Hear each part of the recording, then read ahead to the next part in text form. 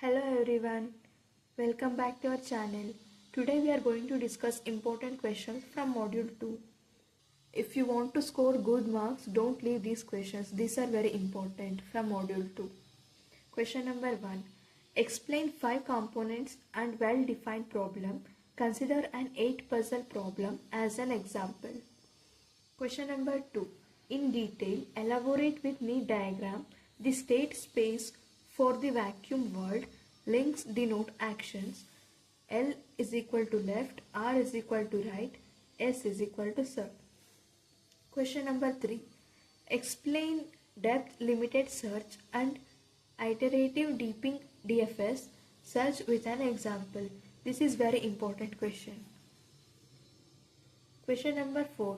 Consider a knowledge base containing just 2 sentences P of A and P of B.